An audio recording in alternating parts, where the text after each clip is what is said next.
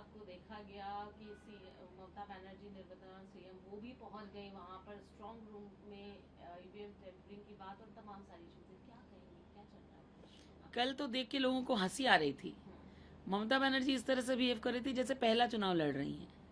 इससे पहले उन्होंने इतने चुनाव लड़े, पूरी प्रक्रिया उनको पता है। उनको पता है कि जब ये पोस्टल बैलेट्स आते हैं तो स्ट्रांग रूम खोल करके सेग्रीगेट करके उन्हें डाला जाता है। उन्हें पता है उस वक्त जो उनके पार्टी के अथॉराइज एजेंट्स हैं वो बाहर रहते हैं, उन सबको दिखाया जाता है। तो उनके एजेंट्स ने ही तो उनको खबर करके बुलाया कि ये डाला जा रहा है, तो उसमें हंगामा करने की क्या बात थी। इससे स्पष्ट ये होता है कि वो बौखला गए हैं। हार जो है वो उसका प्रमाण उन्हें मिल गया है कि हारने वाले हैं। तो ये सब बौखलाहट है, ताकि लोगों को मुंह दिखाने लायक कुछ तो बचना चाहिए। बोलेंगे देखिए चीटिंग से जीत गए, देखिए ऐसे जीत गए। भाई सब कुछ आपके सामने क्लीन एंड क्लियर है। सारी रिकॉर्डिंग्स हैं जो कि सार्वजनिक की जाएंगी। आप हर चीज़ के लिए कोर्ट जा रहे हैं, जाइए कोर्ट। फिर से कोर्ट में सब कुछ रिकॉर्डिंग्स पेश की जाएंगी। अपने आप सब दूध का दूध पानी का पानी हो जाएगा। ये कुछ नहीं है, ये उनका फ्रस्ट्रेशन है। लेकिन उनका ठीक उसके पहले शाम को मैसेज आना कि नहीं हम जीत रहे हैं, ये अरे ये सब ड्रामा थेट्रिक्स पहले प्लान्ड वे में किया जा रहा है कि एक तरफ वो आके बोलेंगे देखिए हम इतने भारी बहुमत से जीत रहे थे, अरे चोरी हो गई तभी नहीं जीत पाए। तो ये सब कुछ ड्रामा है। जिस कॉन्फिडेंस से उन्होंने इंटरव्यू दिया ना कि हम जीत रहे हैं, 4 तारीख को उसी कॉन्फिडेंस से मीडिया के सामने आइएगा, तब हम जानेंगे। पोस्ट वायलेंस एक बहुत बड़ा इशू है यहाँ पर, काउंटिंग भी अभी एक बड़ा इशू है जो कि अभी तो हुआ ही नहीं। कैसे देखती हैं, किस तरीके से आप लोग बीजेपी के जितने भी और भी कैडर हैं उनको आश्वस्त करेंगे? नहीं सब देखिए, बीजेपी के कैडर को आश्वस्त करने की दरकार नहीं। बीजेपी इस तरह के वायलेंस में बिलीव नहीं करती है। हम ये तृणमूल को कहना चाहेंगे कि बिल्कुल मत घबराइए, बिल्कुल मत डरिए, और काउंटिंग के दिन सारे राउंड खत्म करके जाइएगा, बीच में मत भाग जाइएगा। नहीं तो फिर बोलेंगे कि देखिए पूरी काउंटिंग नहीं हुई और बीजेपी ने चीटिंग कर ली, जैसे पिछली बार इन्होंने किया था, डरा धमका के लोगों को भगाया था। लेकिन मैं आपको आश्वस्त करती हूँ कि बिल्कुल मत डरिएगा। आप जितने भी वोटों से हारे, हम आपका कुछ नहीं बिगाड़ेंगे। आराम से वोटिंग कंप्लीट करके जाइएगा, पूरा अपना टोटल देख कर जाइएगा।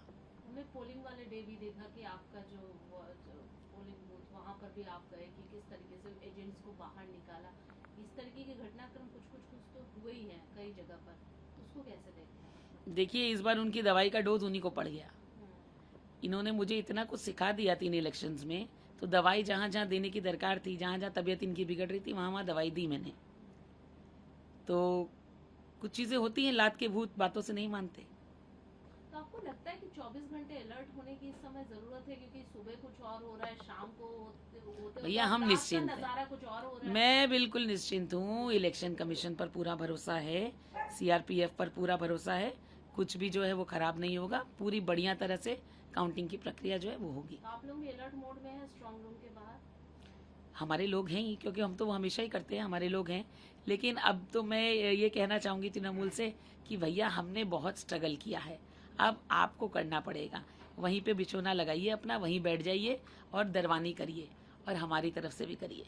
कई जगह रिपोर्टिंग की बात भी सामने आ रही कि हो सकता है रिपोर्टिंग में टाइबर हार्बर और सब कई जगह, क्या लगता है ये रिपोर्टिंग को किस तरीके से देखते हैं? देखिए, बिल्कुल जहाँ जहाँ इन लोगों ने टेप लगा दिया, वोट नहीं होने दिया, जहाँ जहाँ बटन पर इंक लगा दी, वोट नहीं होने दिया, वहाँ रिपोलिंग जो है वो बनती है और होनी भी चाहिए। आप खुद एक महिला हैं, आप कैंडिडेट भी हैं बीजेपी की तरफ से, और महिलाओं की बात लगातार हो रही है। एक लक्ष्मी भंडार जो योजना है उसको बहुत ज्यादा कैची माना जा रहा है, क्योंकि हर बार ये देख रहे हैं महिलाएं डिसिसिव भूमिका होती है। आपको लगता है कि लक्ष्मी भंडार दीदी के लिए बहुत पॉजिटिव साबित होगा, या फिर महिलाओं ने इस बार अपनी अस्मिता, अपनी सुरक्षा और अपनी इज्जत को सोचते हुए वोट किया है। 1000-1500 रुपये के लिए अपनी इज्जत के साथ कॉम्प्रोमाइज़ नहीं किया। इसीलिए आप वोटिंग परसेंटेज देखिए महिलाओं का, और जो कि रिजल्ट के माध्यम से आपको पता चलेगा। ह्यूमन ट्रैफिकिंग, चाइल्ड ट्रैफिकिंग, बहुत सारे इश्यूज ऐसे आए कि बंगाल में इस तरीके की चीजें हैं। गुरु पाचार हो गया, कट मनी हो गया, इंडस्ट्री का ग्रोथ एक इशू हो गया, जॉब अपॉर्चुनिटीज हो गई, वुमेन सिक्योरिटी हो गई। ये तमाम जो मुद्दे, इन मुद्दे में कौन से वो मुद्दे जो आपको लगता है कि सच में बहुत अहम है और वाकई में ये सभी को बैलेंस करना? सबसे अहम मुद्दा पश्चिम बंगाल में है डेवलपमेंट का। सबसे ज़रूरी मुद्दा है यहाँ पर इंडस्ट्रीज़ आने का। सबसे ज़रूरी मुद्दा है लोगों को नौकरियाँ मिलने का। बेकारत्व जिसको बंगला में कहते हैं कि जॉबलेसनेस, उसकी वजह से आज बहुत सारे लोग सफ़र कर रहे हैं। टीचर 3-4 सालों से हमने देखा उनकी जो लड़ाई है सड़क पर बैठे हुए थे, क्योंकि चोरी से इन्होंने नौकरियां किसी और को दे दी जो डिजर्व नहीं करते थे। तो इस तरह से जो समाज है उसने निर्धारित कर लिया कि इस सरकार को तो हटाना है। जो वोटिंग परसेंटेज पहले 60, 65, 70 हुई, वो इस बार जा करके 92 हुई। तो ये 92 का मतलब ये है कि लोग निर्धारित होकर के उतरे कि सरकार को पलटना है। और हमारा जो स्लोगन रहा पलटानो दरकार चाहे बीजेपी सरकार, वो लोगों के मन तक पहुंच गया। बाहरीगत वाली जो भावना उसको कैसे निकालें? इस बार बहिरागत बोलिए, बंगाली अस्मिता की जो बहाना ममता बनर्जी ने और टीएमसी ने किया था, बंगला भाषा का जो बहाना किया था, वो कुछ भी लोगों ने उसे लिया नहीं। लोग समझ गए कि ये सब इनके चुनावी पैंतरे हैं और उन चीज़ों पर उन्होंने ध्यान नहीं दिया। लोग ये समझ गए कि भारतीय जनता पार्टी के फाउंडर जो हैं वो श्यामा प्रसाद मुखर्जी एक बंगाली आदमी थे। आप जीत रही हैं? 4 तारीख को मुकाबला आप सामने देखेंगे। जो मैंने कल लड़ाई दी है उसका रिजल्ट 4 तारीख को दिखाई देगा।